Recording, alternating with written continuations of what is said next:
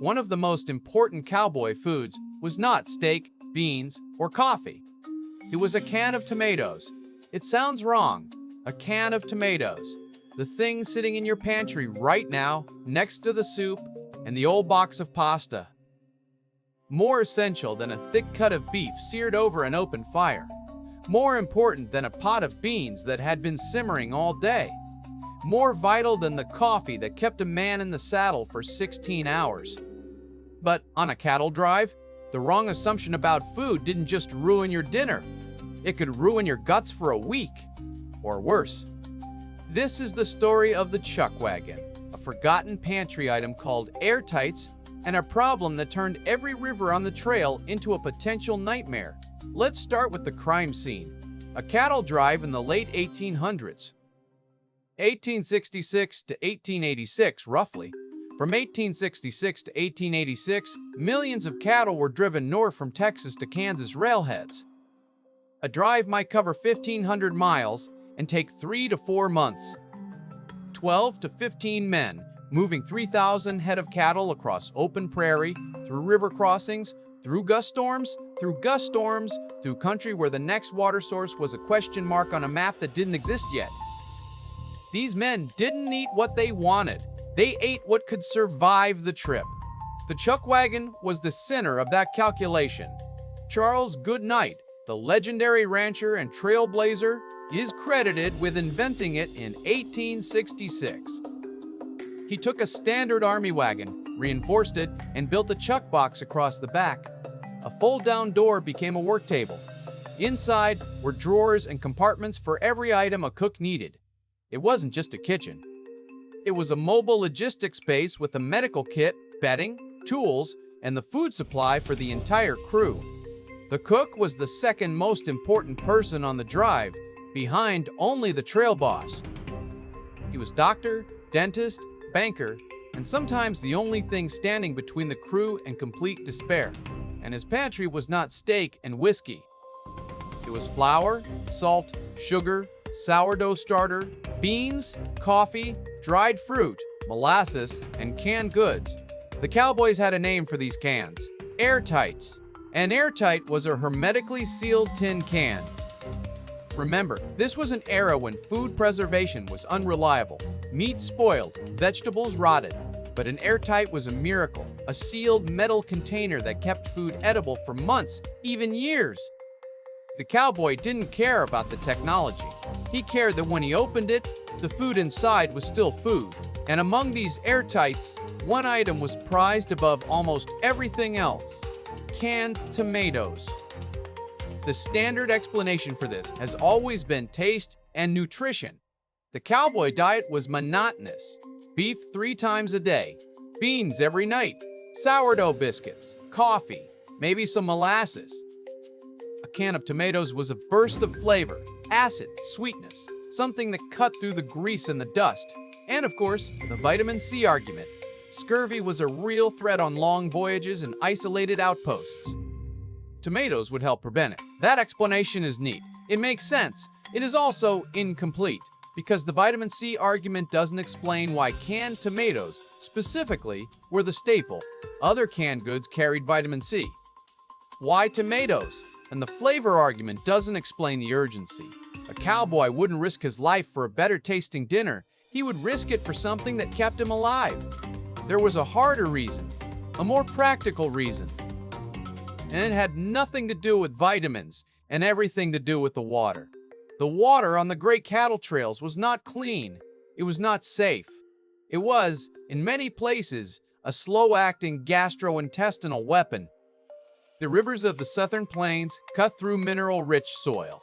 The Red River, the Pecos, countless smaller creeks and water holes along the Chisholm Trail and others. These waters were loaded with dissolved minerals. Gypsum, alkali salts, the same compounds that make certain natural springs taste bitter and metallic. But taste was the least of it. Gypsum water is a powerful laxative, a natural involuntary purge. Cowboys called it the scours.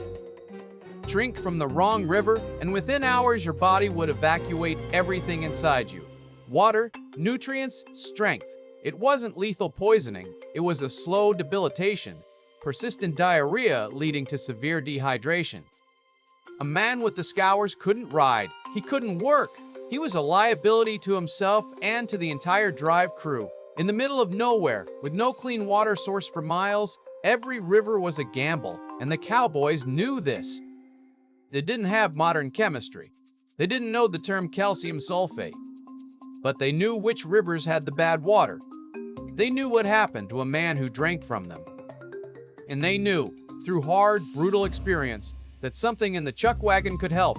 That something was the can of tomatoes. The National Cowboy and Western Heritage Museum in Oklahoma City has documented this explicitly.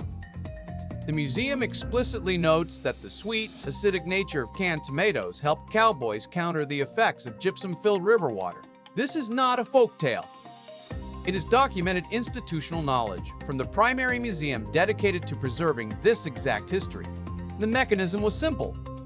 The high mineral content in the water could cause digestive irritation, and the tomatoes' acidity provided relief. Tomatoes are acidic. The acid from the tomatoes, when mixed with the bad water, helped neutralize the alkalinity.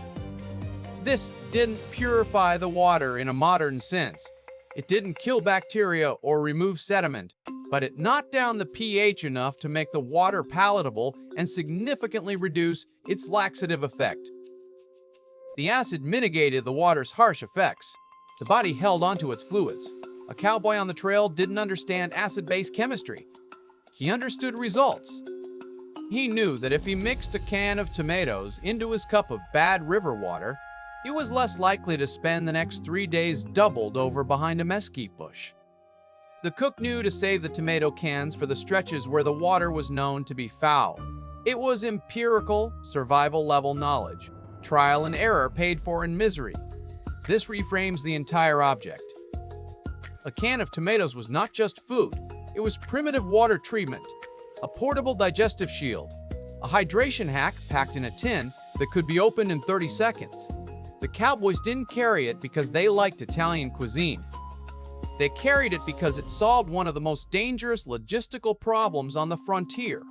And once you see this, you start to see the entire cowboy diet differently. The chuckwagon was not a rustic camp kitchen designed for comfort. It was a mobile survival system. Every item in it earned its place by being non-perishable, calorie-dense, and ideally serving more than one function. Coffee was a stimulant that masked the taste of bad water and kept men alert through 18-hour days. Beans were cheap, shelf-stable protein that could be cooked in bulk and reheated indefinitely. The sourdough starter was a living organism that, if maintained, could produce bread for months without needing fresh yeast. Beef was available because they were literally driving cattle. They ate the stragglers and the injured animals. Nothing was wasted, and the canned tomatoes were the acidic antidote to the water that could take a man down faster than any stampede. This was not the cowboy life of films and dime novels. This was primitive logistics in a dust storm. A tired, dust-caked man squatting by a wagon wheel, mixing a can of tomatoes into a cup of water that looked like thin mud, eating it, and buying himself one more day on the trail. The romance is a late invention.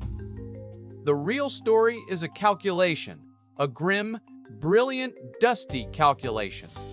That single can of tomatoes sat in the chuckwagon for weeks, probably dented, probably hot, the label long gone. The cook would pull it out when the crew approached a stretch of bad water, the Red River crossing maybe, or a gypsum-choked creek marked on the trail boss's mental map as trouble. And that can would do more than any other single item to keep a man functional. It is easy to miss this detail today. We open a can of tomatoes and we see a soup base, a pasta ingredient, something to throw into a chili. We don't see a survival tool.